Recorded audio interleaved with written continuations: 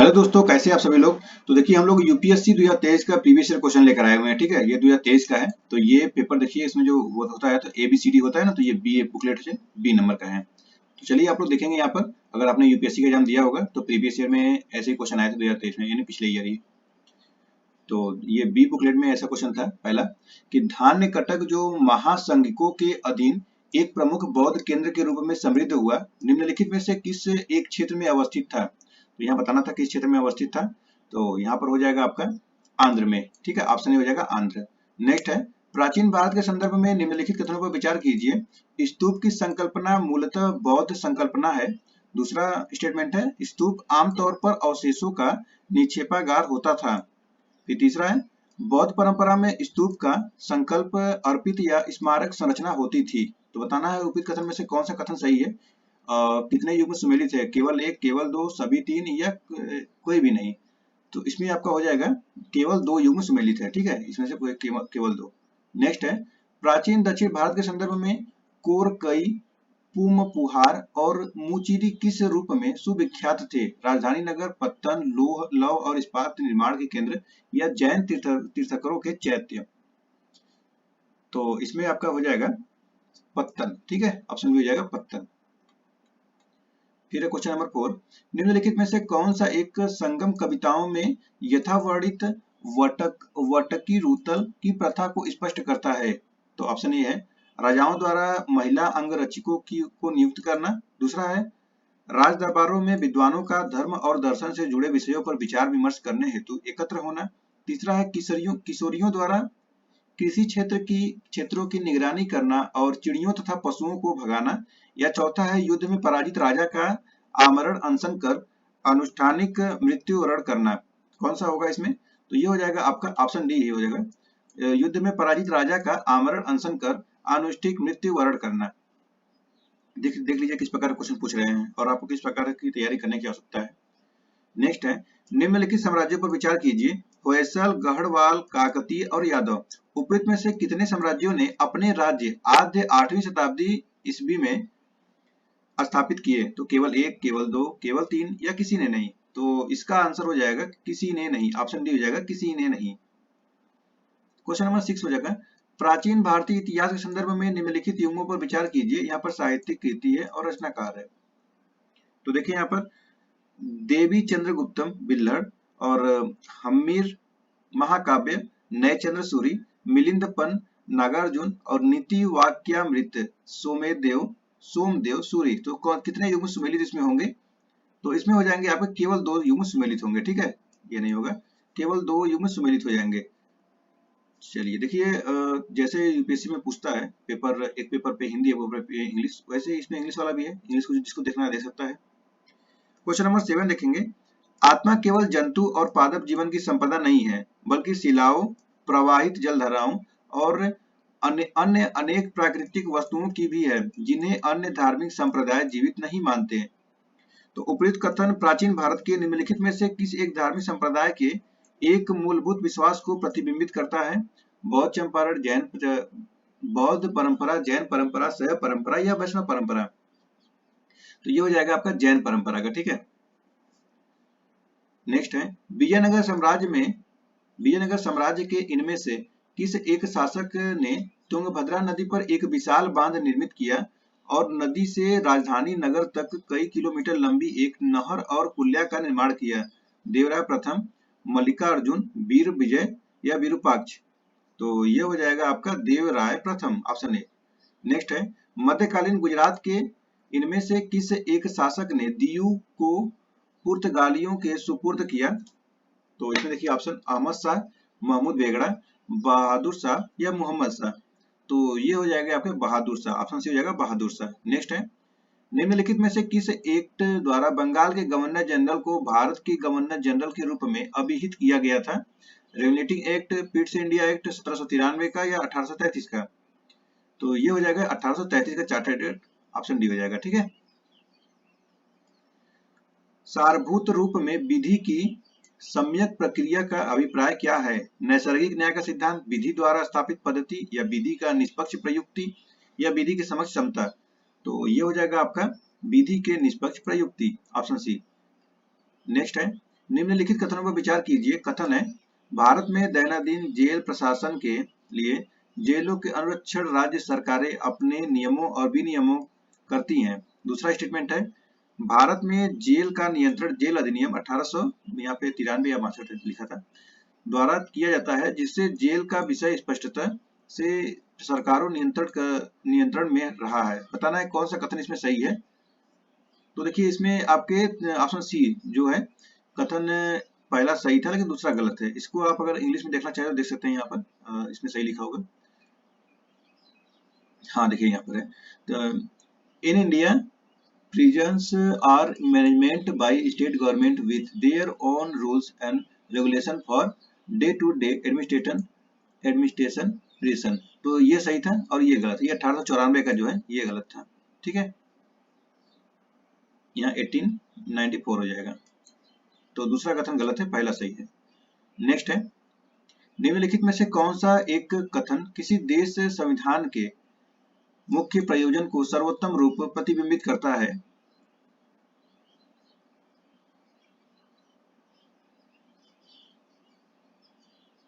देखिए जो पहला में है, क्वेश्चन नंबर 12 है। क्वेश्चन नंबर 12 में देखिए ऑप्शन ए होगा। पहला और दूसरा कथन दोनों सही है लेकिन सही व्याख्या नहीं कर रहा है। ठीक है, देखिए यहाँ पे गलती हो गया है, पहला कथन सही होगा। ठीक है, सी नहीं होगा। चलिए 13 नंबर है, तो 13 नंबर क्या है, कौन सा संविधान देश के मुख्य प्रयोजन को सर्वोत्तम रूप प्रतिबिंबित करता है। यह आवश्यक विधियों के निर्माण का उद्देश्य निर्धारण करता है। यह राजनीतिक पदों और सरकार के सृजन का सुकर बनाता है। यह सरकार की शक्तियों को परिभाषित सीमाबद्ध करता है। तो यही ऑप्शन सी हो जाएगा, शक्तियों को परिभाषित और सीमाबद्ध भी करता है। यहाँ पर इंग्लिश में है, देखना चाहे तो देख सकते हैं इसको। चलिए क्वेश्चन नंबर 14 है, भारत में निम्नलिखित में से किस संविधान संशोधन के लिए व्यापक रूप से यह माना गया है कि उसे मूल अधिकारों की न्यायिक व्याख्या को अधिभूत करने के लिए अधिनियमित किया गया। तो यह किया गया था पहला संशोधन, ऑप्शन ए।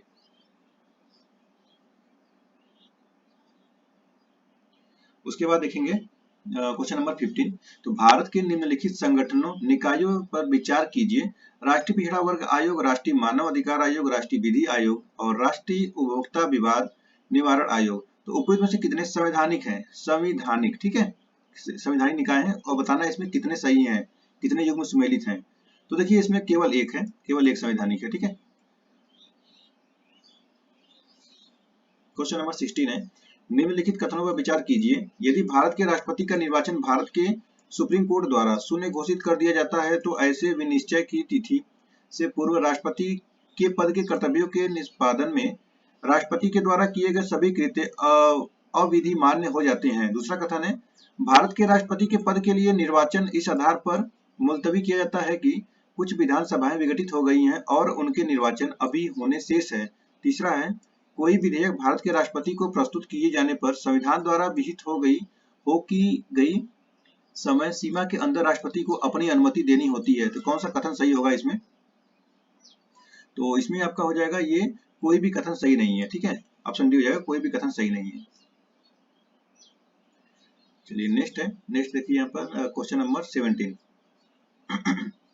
17 है, भारतीय संसद में वित्त विधेयक और धन विधेयक के संदर्भ में निम्नलिखित कथनों पर विचार कीजिए।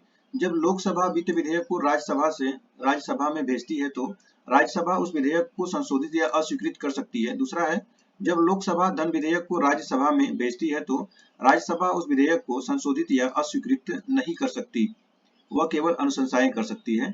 तीसरा कथन है, लोकसभा और राज्यसभा के बीच असहमति होने पर धन विधेयक के लिए कोई संयुक्त बैठक नहीं होती, किंतु वित्त विधेयक के लिए संयुक्त बैठक आवश्यक होती है। तो बताइए उपयुक्त कथन में से कितने कथन सही हैं। तो इसमें हो जाएंगे केवल 2 कथन सही है, तो ऑप्शन बी हो जाएगा। नेक्स्ट है, निम्नलिखित कथनों पर विचार कीजिए।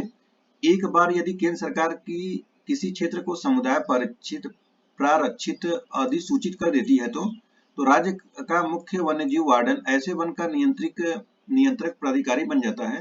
दूसरा है, ऐसे क्षेत्र में शिकार की अनुमति नहीं होती। और तीसरा है, ऐसे क्षेत्र के लोगों को गैर इमारती लकड़ी वनोत्पाद को संग्रह करने की अनुमति होती है। और चौथा है, ऐसे क्षेत्र के लोगों को पारंपरिक कृषि प्रथाओं की अनुमति होती है। तो उपयुक्त में से कितने कथन सही हैं। तो देखिए इसमें हो जाएंगे आपके 3 कथन सही है, तो ऑप्शन सी हो जाएगा, 3 कथन सही है। यहाँ पर इंग्लिश में है, फिर नेक्स्ट है, भारत में अनुसूचित क्षेत्र के संदर्भ में निम्नलिखित कथनों पर विचार कीजिए। किसी राज्य के भीतर किसी क्षेत्र की अनुसूचित क्षेत्र के रूप में अधिसूचना राष्ट्रपति के एक आदेश के माध्यम से होती है। और दूसरा है, अधिसूचित क्षेत्र के रूप में बनने वाली सबसे बड़ी प्रशासकीय इकाई जिला होता है और सबसे छोटी इकाई ब्लॉक में गांव का समूह होता है। तीसरा है, संबंधित राज्यों के मुख्यमंत्रियों से अपेक्षित है कि वे राज्यों के अनुसूचित क्षेत्रों के प्रशासन के विषय में केंद्रीय गृह मंत्रालय को वार्षिक प्रतिवेदन दे। तो उपर्युक्त कथन में से कितने सही हैं? केवल एक, केवल दो, केवल सभी तीन, या कोई भी नहीं? तो यहाँ पर हो जाएगा केवल दो कथन सही है, तो ऑप्शन बी हो जाएगा केवल दो। निम्नलिखित कथनों में विचार कीजिए। कथन एक है,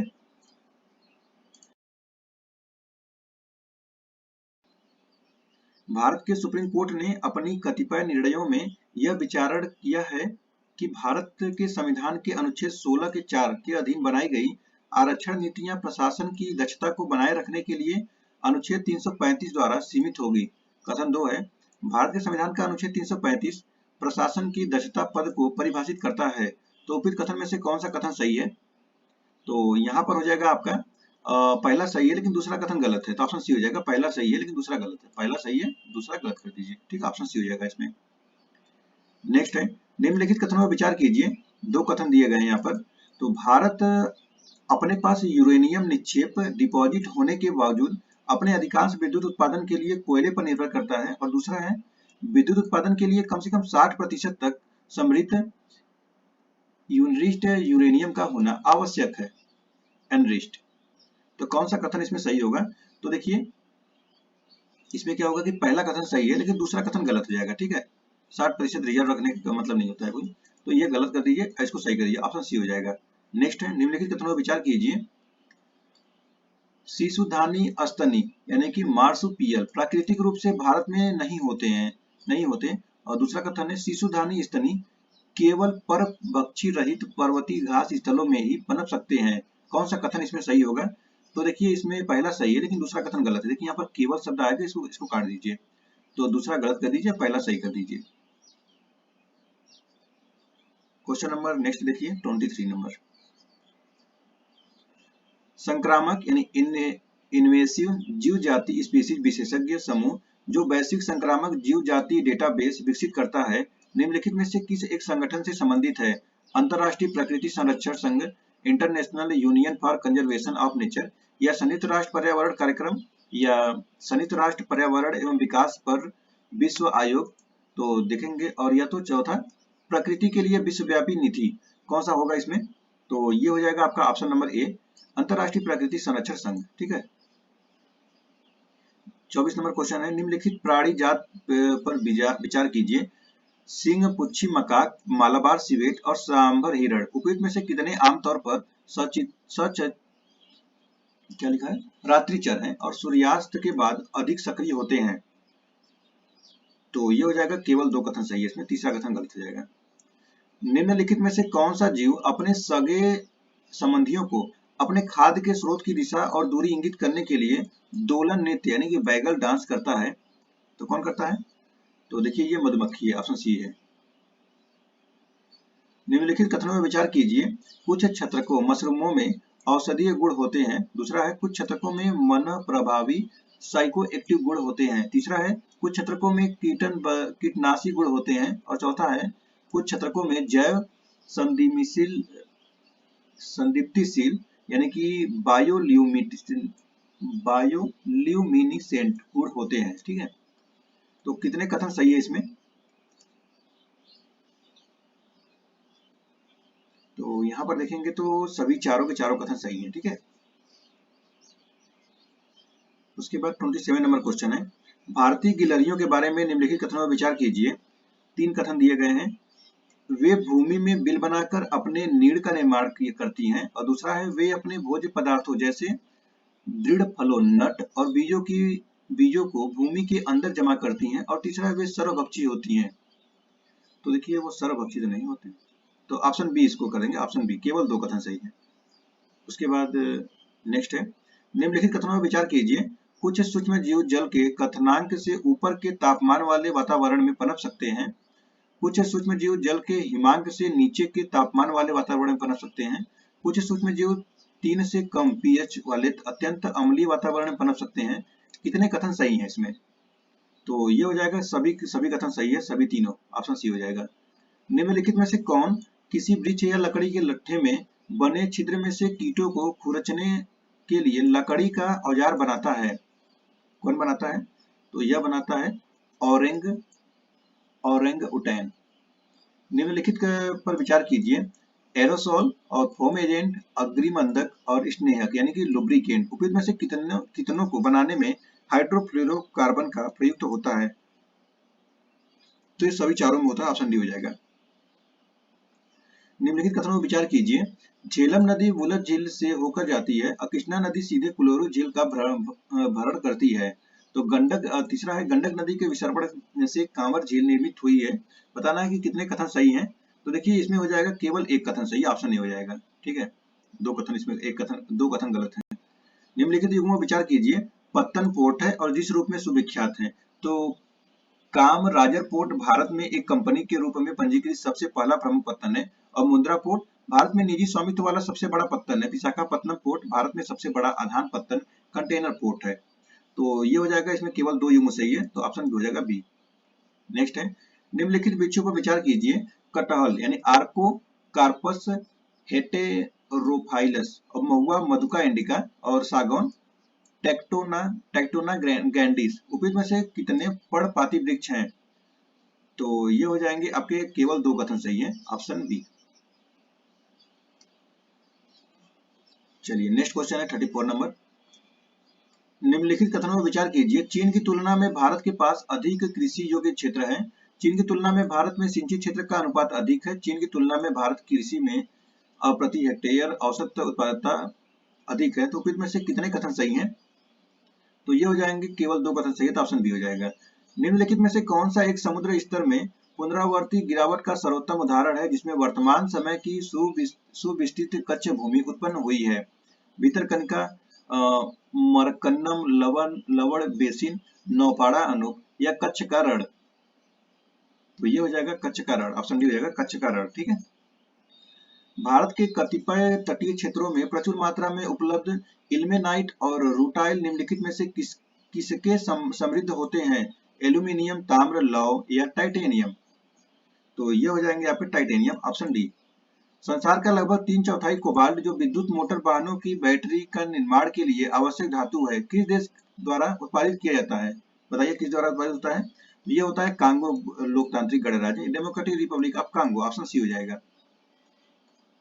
नेक्स्ट है, निम्नलिखित में से कौन सा एक कांगो बेसिन का भाग है?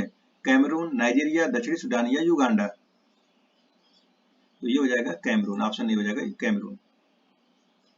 39 नंबर क्वेश्चन है। निम्नलिखित कथनों में विचार कीजिए। अमरकंटक पहाड़ियां विंध्य और सह्याद्री श्रेणियों के संगम पर है। बिलीगिरी रंगन पहाड़ियां सतपुड़ा श्रेणी के सबसे पूर्वी भाग है। शेषाचलम पहाड़ियां पश्चिमी घाट के सबसे दक्षिणी भाग में है। कितने कथन सही हैं? कितने कथन सही हैं? तो कोई भी कथन सही नहीं है, ऑप्शन डी हो जाएगा। नेक्स्ट है, भारत की कनेक्टिविटी परियोजनाओं के संदर्भ में निम्नलिखित कथनों पर विचार कीजिए। स्वर्णिम चतुर्भुज परियोजना के अधीन पूर्व पश्चिम गलियारा कॉरिडोर डिब्रूगढ़ और सूरत को जोड़ता है। त्रिपक्षीय राजमार्ग मणिपुर में मोरेह को म्यांमार से होते हुए थाईलैंड में चियांग माई से जोड़ता है। तीसरा है, बांग्लादेश चीन भारत म्यांमार आर्थिक गलियारा कॉरिडोर उत्तर प्रदेश में वाराणसी को चीन में कुनमिंग से जोड़ता है। उपयुक्त में से कितने कथन सही हैं? तो ये हो जाएगा आपका ऑप्शन डी, कोई भी कथन सही नहीं है। क्वेश्चन नंबर 41 है। निम्नलिखित कथनों पर विचार कीजिए। पहला कथन है, आधारिक संरचना निवेश न्यासों में जमा डिपॉजिट से हुई ब्याज की आय जो उनके निवेशकों में विपरीत की जाती है कर से छूट प्राप्त है किंतु लाभांश कर योग्य है। दूसरा कथन है, वित्तीय परिसंपत्तियों का प्रतिभूतिकरण और पुनर्गठन तथा प्रतिभूति हित का प्रवर्तन अधिनियम 2002 के अधीन ये क्या है, इन्विआइटिस को रीडी के रूप में मान्यता प्राप्त है। तो उपयुक्त में से कितने कौन से कथन सही है इसमें? तो ये हो जाएगा आपका ऑप्शन नंबर डी। कथन पहला गलत है लेकिन दूसरा कथन सही है। ठीक है, दूसरा सही है और पहला है गलत। क्वेश्चन नंबर 42 है, कथन और कारण का क्वेश्चन है। तो कथन देख लीजिए, दोनों कथन ही है। व्याख्या व्याख्या करने वाला है। कोविड विश्व महामारी के बाद के हाल के विगत काल में पूरे विश्व में अनेक केंद्रीय बैंकों ने ब्याज दरें बढ़ा दी थी। दूसरा है, आमतौर पर केंद्रीय बैंक मानते हैं कि उनके पास बढ़ती हुई उपभोक्ता कीमतों का मौद्रिक नीति के उपायों से प्रतिकार करने की सामर्थ्य है। तो बताइए कौन सा कथन इसमें सही होगा। तो देखिए इसमें दोनों सही है और सही व्याख्या कर रहा है, ऑप्शन नंबर ए हो जाएगा। नेक्स्ट है क्वेश्चन नंबर 43। ऐसी संभावना है कि कार्बन बाजार जलवायु परिवर्तन से निपटने का एक सबसे व्यापक साधन हो जाए। कार्बन बाजार संसाधनों को प्राइवेट सेक्टर से राज्य को हस्तांतरित कर देते हैं। कौन सा कथन सही होगा इसमें। तो देखिए इसमें कथन सी हो जाएगा, ऑप्शन सी का पहला सही है, दूसरा कथन गलत है। 44 नंबर क्वेश्चन है, भारतीय रिजर्व बैंक की निम्नलिखित में से किस एक गतिविधि को बंध्यकरण यानी कि स्टेरिलाइजेशन के भाग के रूप में माना जाता है। किसको माना जाता है। तो यह माना जाता है आपके खुला बाजार कार्रवाई का संचालन, ऑप्शन ए। 45 है, निम्नलिखित बाजारों पर विचार कीजिए। सरकारी बांड बाजार, शीघ्रावधि द्रव्य बाजार यानी कॉल मनी मार्केट और ट्रेजरी बिल मार्केट और स्टॉक बाजार। पूंजी बाजार उपयुक्त में से कितने शामिल हैं। पूंजी बाजार, तो ये हो जाएगा कि इसमें केवल 2 कथन सही है। चलिए फिर नेक्स्ट है, निम्नलिखित में से कौन सा एक लघु कृषक बड़े खेत की संकल्पना का सर्वोत्तम वर्णन है। तो युद्ध के कारण अपने देशों से बड़ी संख्या में विस्थापित लोगों का एक बड़ी खेती योग्य जमीन देकर, जिसमें वे सामूहिक खेती कर उपज को आपस में बांटते हैं, पुनः स्थापना करना। या दूसरा, किसी क्षेत्र के अनेक सीमांत कृषक अपने आप को समूहों में व्यवस्थित कर चुनिंदा कृषि प्रक्रियाओं में समकालन और संगति लाते हैं। तीसरा है, किसी क्षेत्र के अनेक सीमांत कृषक मिलकर किसी निगमित निकाय के साथ संविदा कर अपनी जमीन उस निगमित निकाय को किसी नियत अवधि के लिए दे देते हैं। उसके लिए वह निगमित निकाय कृषकों को एक सहमत राशि का भुगतान करता है। या ऑप्शन डी, कोई कंपनी किसी क्षेत्र के कुछ संध्या में लघु कृषकों को ऋण, तकनीकी जानकारियां और सामग्री की निविष्टियां प्रदान करती हैं ताकि वे कंपनी की विनिर्माण प्रक्रिया और वाणिज्यिक उत्पादन के लिए उसकी जरूरत के कृषि पण्य का उत्पादन करें। कौन सा कथन इसमें सही होगा। तो ये हो जाएगा आपका ऑप्शन नंबर बी, किसी क्षेत्र के अनेक सीमांत कृषक अपने आप को समूहों में व्यवस्थित कर चुनिंदा कृषि प्रक्रियाओं में समकालन और संगति लाते हैं। इसमें लघु कृषक बड़े खेत की संकल्पना सर्वोत्तम वर्णन में है। 47 नंबर क्वेश्चन है, निम्नलिखित कथनों पर विचार कीजिए। भारत सरकार काले तिल यानी नाइजर गुइजोटिया एबीसिनिका के बीजों के लिए न्यूनतम समर्थन कीमत उपलब्ध कराती है। काले तिल के लिए है एमएसपी। काले तिल की खेती खरीफ फसल के रूप में की जाती है। और तीसरा है, भारत के कुछ जनजातीय लोग काले तिल के बीजों का तेल भोजन पकाने के लिए प्रयोग करते हैं। तो ये दोनों सही है, ये वाला गलत है, तो केवल 2 हो जाएगा। निम्नलिखित परिसंपत्तियों में निवेश पर विचार कीजिए। 47 में देख लीजिए, 47 में सी होगा, सभी सही है। ठीक है, ये इस पे भी अब दे देता है, काले तिल पे भी। चलिए 48 नंबर क्वेश्चन देखिए। 48 में निम्नलिखित परिसंपत्तियों पर निवेश पर विचार कीजिए। ब्रांड पहचान, माल सूची, बौद्धिक संपदा, ग्राहकों की डाक सूची। तो उपयुक्त में से कितने अमूर्त निवेश माने जाते हैं। अमूर्त निवेश, तो सभी तीनों सही हैं, एक गलत इसमें। निम्नलिखित पर विचार कीजिए। जननांगिक निष्पादन, वन और पारिस्थितिकी शासन सुधार, स्थिर सरकार, कर एवं राजकोषीय प्रयास। तो बताना है इसमें समस्त कर अवक्रमण के लिए 15वें वित्त आयोग ने उपयुक्त में से कितने को जनसंख्या, क्षेत्रफल और आय के अंतर के अलावा निकष के रूप में प्रयुक्त किया है। केवल 2, 3, 4 या सभी 5। कौन से कथन सही है। तो इसमें आपके हो जाएंगे केवल 3 कथन सही, ऑप्शन बी हो जाएगा। नेक्स्ट और लास्ट क्वेश्चन देखते हैं। तो निम्नलिखित आधारित संरचना क्षेत्रकों पर विचार कीजिए। किफायती आवास, दूसरा है सर्वसाधारण द्रुत परिवहन यानी मास रैपिड ट्रांसपोर्ट, स्वास्थ्य देखभाल और पुनर्वीकरण ऊर्जा। तो उपयुक्त में से कितनों पर यूएनओपीएस आधारिक संरचना और नवाचार में धारणी निवेश पहल, sustainable investment in infrastructure and innovation यानी कि S3 आई ट्रिपल एस है और आई से इनोवेशन है, अपने निवेशों के लिए ध्यान केंद्रित करता है। तो इसका हो जाएगा आंसर, अब केवल 3 कथन सही है, एक कथन गलत है। तो देखिए ये कुछ 50 क्वेश्चन थे जो कि 2023 क्वेश्चन है। नेक्स्ट वीडियो में 50 क्वेश्चन और किए जाएंगे। तो अगर आपको वीडियो ऐसे ही चाहिए तो वीडियो में कमेंट करके बताइए कि और इसमें आप लोग किस प्रकार के क्वेश्चन चाहते हैं। अगर आपको वीडियो अच्छा लग रहा है तो आप इसी प्रकार से सारे क्वेश्चन बनाए गए हैं, आप लोग देख सकते हैं। जितने भी प्रीवियस क्वेश्चन है 2012 से लेकर 2022 तक बनाया गया है, 2023 को छूटा हुआ था, ये भी बन रहा है। तो चलिए, वीडियो अगर अच्छा लगे वीडियो को लाइक, चैनल सब्सक्राइब कर लीजिए और हो सके तो अपने दोस्तों में शेयर करिएगा। फिर मिलते हैं नेक्स्ट वीडियो में। आप सभी का बहुत बहुत धन्यवाद। Thank you so much.